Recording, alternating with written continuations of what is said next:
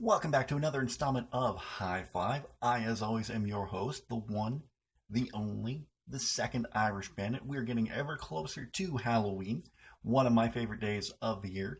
So today, we're going to talk about some of the movies that wouldn't classify as scary, but are just fun movies to watch around the Halloween time. Now, I normally do 5 movies for this, but there are just so many good ones to pick from that a few of them I had to bunch together into one category. So they'll be more than 5 movies, but they'll be 5, you put them in each category. Like you have a couple movies that are sequels, and then you have 3 movies by the same producer director. So we're gonna bunch them in together and just get as many of these as possible. First and foremost, before I get into those 5, an honorable mention has to go to the great Mel Brooks movie, Young Frankenstein. I talk about that movie a lot because it is a fantastic movie. So funny. A great cast, including late Gene Wilder, Peter Boyle, Marty Freeman, Terry Garr, Cloris Leachman, Kenneth Mars. A fantastic movie, and just something Mel Brooks did to perfection with the legend of Frankenstein. So that is definitely one to watch. All right, let's get into the actual 5, and we're going to start off the list with a movie that I thought was just, You see a lot of these movies that are based on old TV shows, and they're not really that good. This one is one of the rare exceptions where I felt that the movies were better than the actual series. Great cast, including Angelica Houston, Raul Julia, and Christina Ricci in one of her earliest roles. We're going to be talking about both movies in this series, Addams Family and Addams Family Values.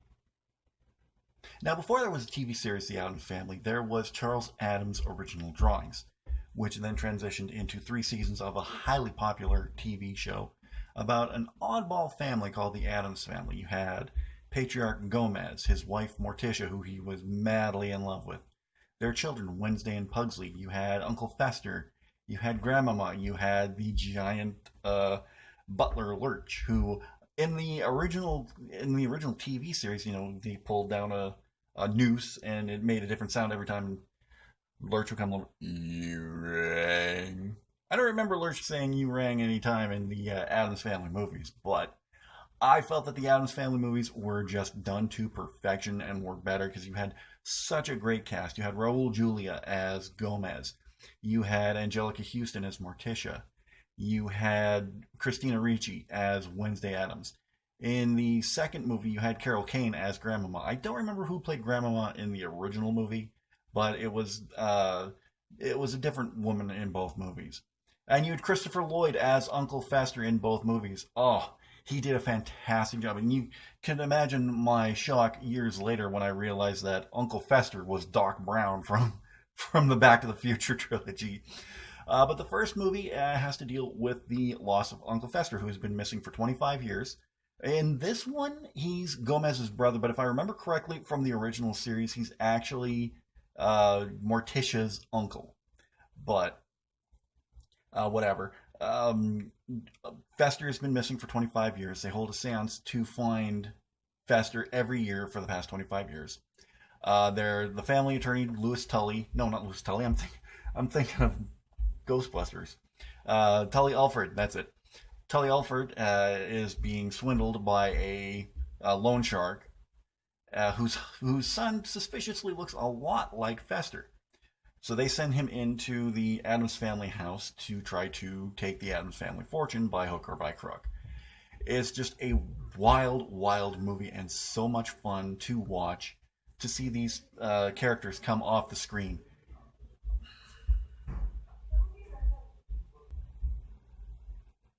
Now, personally, myself, I thought Addams Family Values was the funnier movie of the two. Great story behind that one, too. You had Uncle Fester fall in love with the nanny, who turns out to be this famous serial killer, the Black Widow, who sends Wednesday and Pugsley to summer camp. Can you imagine that? Wednesday and Pugsley, who like all things dark and macabre, in summer camp. One of the great things about this movie, it launched so many careers, not just that of Christina Ricci, but it was also the very first movie we saw with Mercedes McNabb, who would go on to guest star on Buffy the Vampire Slayer, and who would get a recurring role in Angel. So that was very fun to see. These are very fun movies, just creepy and not horror centric, but it does have that touch of darkness to it that I enjoy. And these movies are so fun to watch, especially around Halloween time. I definitely recommend those. Universal is trying to start off their own new cinematic universe called the Dark Universe. Didn't come off very well with The Mummy, but the first time they tried something like this was starring Hugh Jackman and Kate Beckinsale. This brought all their biggest monsters together, including Dracula, the Wolfman, Frankenstein, and I think it's a fun movie myself. It's got a lot of action. It's more of an action movie than a horror movie, but it does have those horror icons, which perfectly fits in with Halloween. And of course, I'm talking about Van Helsing. Van Helsing was directed by Stephen Sommers and stars Hugh Jackman, Kate Beckinsale, and Shuler Helmsley. Shuler Helmsley is quite interesting for a pick for Frankenstein's monster, because he played Frankenstein's monster in Van Helsing, and then a few years later he would go on to play Frankenstein's monster again in the off-Broadway or Broadway musical of Young Frankenstein. So could you call that typecasting? Maybe. But it has a great cast. I don't remember the name of the actor who played Dracula, but he did a really good job of it. And if you've seen the movie, I was going to say the original movie, The Mummy, but no, that would be Boris Karloff. If you saw the 90s movie, The Mummy, that stars Brendan Fraser, his little sidekick dude who takes off on him at the beginning of the movie, Benny, is in this movie as Igor. So that's a little fun crossover there. Van Helsing is, I think, a very underrated movie. Is very well done. Awesome special effects in the movie. You have just a great assortment of the classic Universal monsters, with Dracula, with Frankenstein, with the Wolfman, with Van Helsing being a. If you've seen the original Dracula movie from 1931, they had Abraham von Helsing as a older gentleman. But Gabriel Van Helsing in this movie is younger, and he works for the Vatican as their monster eliminator. Well, he's not supposed to eliminate them. Oh, you also had Dr. Jekyll and Mr. Hyde in this great reimagining of him. Mr. Hyde played by the same guy who plays Hagrid in the Harry Potter movies. So that's some good casting right there for you. But Van Helsing is just an action-packed movie with a great cast, one that I very much enjoy. It is a fantastic movie. Well, I wouldn't say fantastic, but it is a great movie and just a great pick for a Halloween theme because it has so many of the greats in it. And it is one that I very much enjoy. Still enjoy to this very day, and I think Kate Beckinsale looked amazing in this movie. Like, more so than she does in Underworld. So yeah, Van Helsing, definitely, if you haven't watched it already, give it a watch. This is, because in this one, we have 3 separate movies, but I enjoy all of them because Tim Burton is one of my favorite directors, and one of the movies in this he didn't even direct. I think he wrote it, and he definitely produced it. These movies are just, I love these movies. I think one of them is very underrated, and I'll talk about that a little bit. From the mind of Tim Burton, just a fantastic director, writer, producer. I love just about everything that I've seen of his. I haven't seen everything, but I've seen quite a bit. I love these movies. Beetlejuice, A Nightmare Before Christmas, and Corpse Bride. So I won't go too into detail with all 3 movies, but I'll give you a quick synopsis on all 3 of them.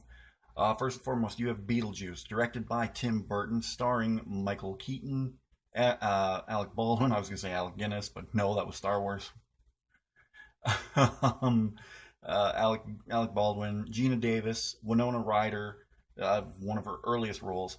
You have Catherine O'Hara, you have Jeffrey Jones, you have Glenn Shaddix. Just an amazing cast in this movie. You also have Dick Cavett and Robert Goulet. Just, like I said, a phenomenal cast in this movie. It focuses on a couple called the Maitlands who die in a tragic car accident, and the time they spent in the underworld or the other world, netherworld. That's it. I knew I'd get it eventually. New tenants have moved into their house, including the Dietzes, including their daughter Lydia. They try to get them out of their house by haunting it, but because uh, Lydia, no, not Lydia, Delia and Charles can't see them, they can't really do anything about it. Only one that can see them is Lydia, their daughter. So they hire the help of bioexorcist Beetlejuice, played by Michael Keaton.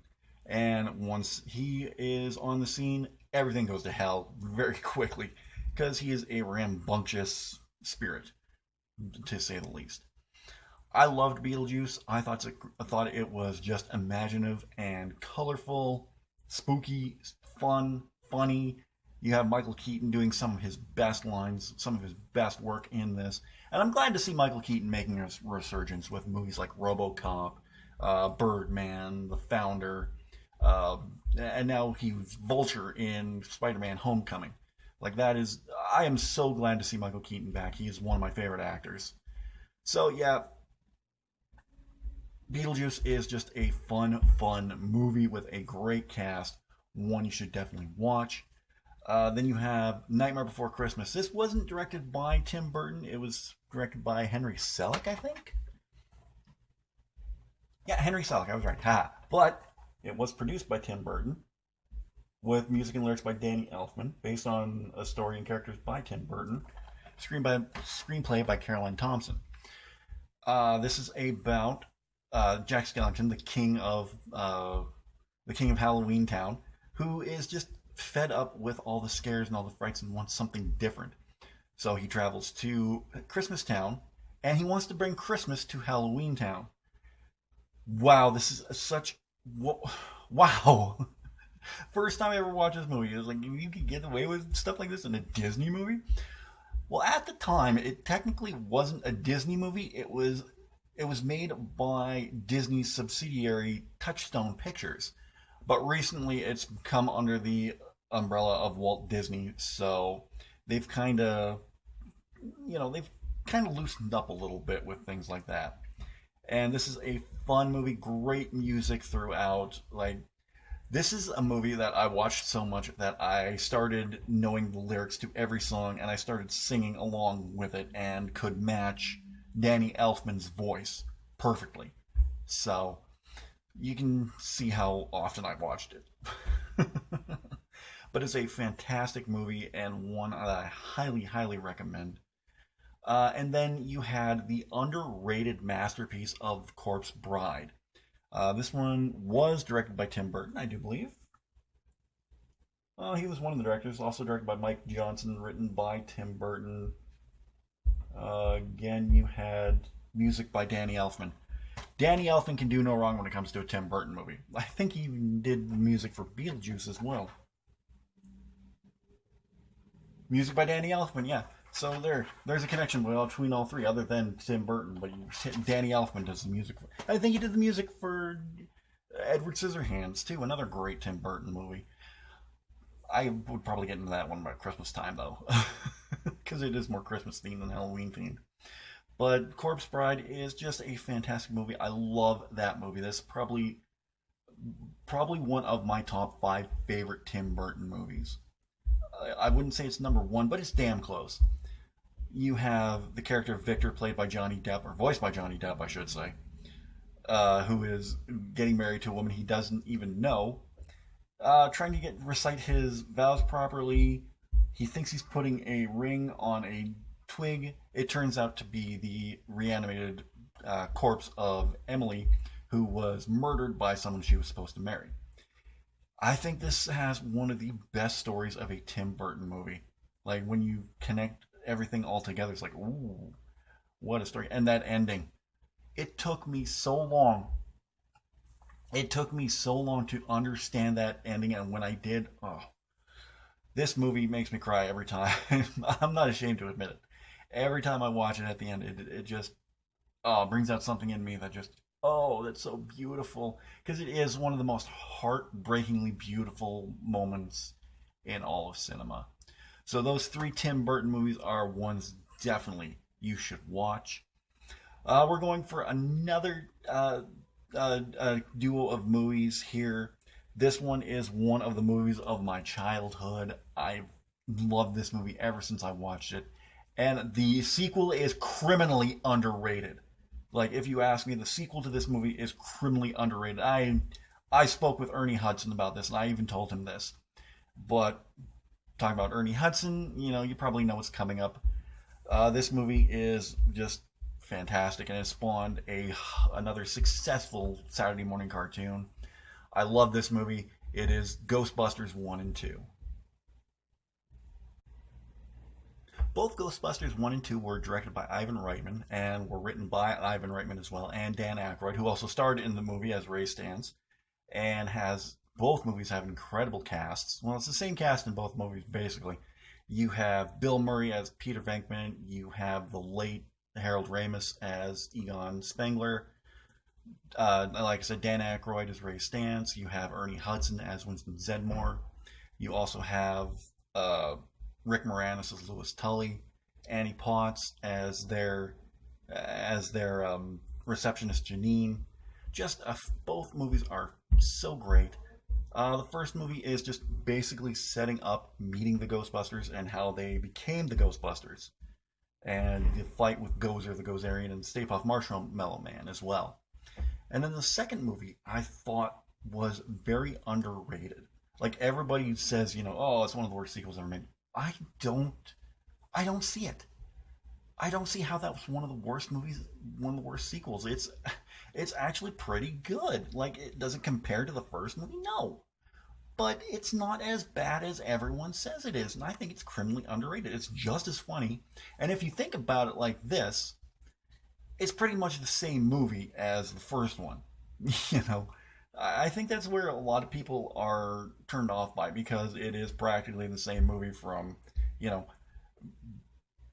Oh, and you had Sigourney Weaver in this as well. You had Bill Murray's character trying to seduce Sigourney Weaver in both movies.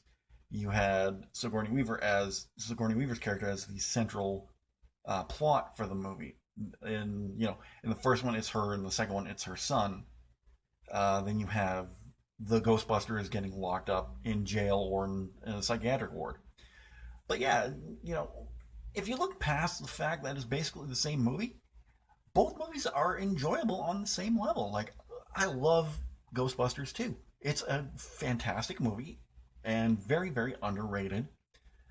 But is it as good as the first one? No. It's not as good as the first one. It's good, but, the first movie is a cultural icon. Like, look at everything that came from it. You had, the real Ghostbusters cartoon. You had an action figure line. You had High C Ecto Cooler. Like, it only came out in the States. I've never had it myself. If somebody can smuggle me some across the border. But look at everything that came from Ghostbusters. And then you had the remake just last year. Now, I haven't seen the remake myself, so I can't say either way if I like it or not. I am going to watch it eventually because I do have a Ghostbusters retrospective coming up in, I think, season 10. It's not coming up this season. I've got something else for that, but it's going to be... I know for sure it's going to be like season 10 or 11 of Irish Bandit Revolution that I'm going to be doing the Ghostbusters retrospective. So I should watch it before then. But I absolutely love Ghostbusters. I love both movies. And I was hoping that the remake would do well, honestly, but we'll see what happens. And the last movie we're going to be talking about, I don't have the sequel for this movie, so I'm only going to be talking about the first one, but this one was such a great movie. So imaginative, so much fun. It has a fun cast around it as well, and you have one of my favorite comedians as the cute little animal in this movie, if you can call him an animal at all. Howie Mandel just does a great performance as Gizmo the Mogwai in Gremlins. So unlike the other movies on this list, there are some genuinely scary and gruesome parts in Gremlins. Like, you have the scene where Billy's mom is fighting off all the gremlins in her kitchen. She traps one in the microwave, sets it on high, and that sucker just goes. And then you have another one get caught in the food processor and goes. Billy's mom is a total badass. I think she's one of the best characters in this movie because she doesn't just lay down and get killed by them. She actually, fights back. And she is just one of my favorite characters in the movie. Gremlins is such an imaginative and such a well done movie. Like, you have, with the animatronics for Gizmo, which is one of my favorite movie characters. Like, characters, beings, not just like a human. But you have, him voiced by Howie Mandel. He's just so perfect in it. He's always talking like this. Because you have Howie Mandel that can do the Bobby's World voice. And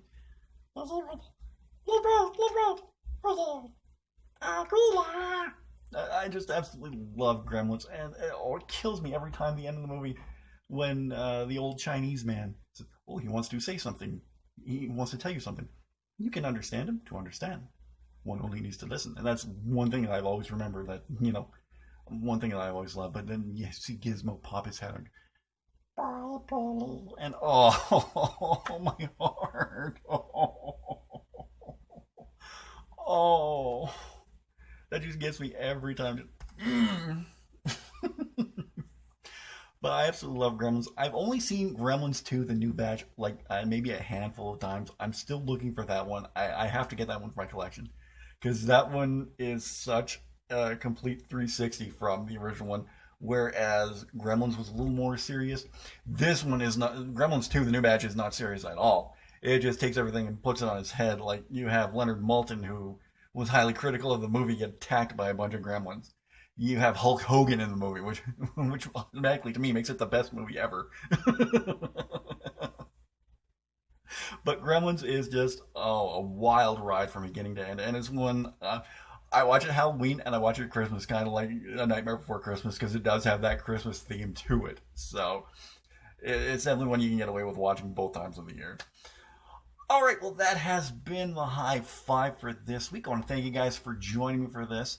I will be back in 2 weeks with another edition of the High Five. Don't know what I'm doing quite yet, but I'll let you know ahead of time. What is your favorite of these movies, or do you have another Halloween favorite that you like to watch? Could it be Halloween Town, Hocus Pocus? Let me know in the comments section down below. If you enjoyed this video, don't forget to give it a thumbs up. I'd really appreciate that. If you're new to the channel, don't forget to subscribe. And if you're already subscribed, don't forget to tap that bell. You'll be notified whenever I upload anything new.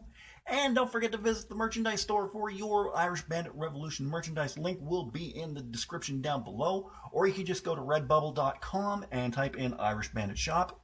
And that'll take you right to the Irish Bandit Shop. What a quinky dink. Okay, guys. I'm not going to see you again until after Halloween. So have a great, fun, safe Halloween. And I will catch you again in 2 weeks for another edition of High Five.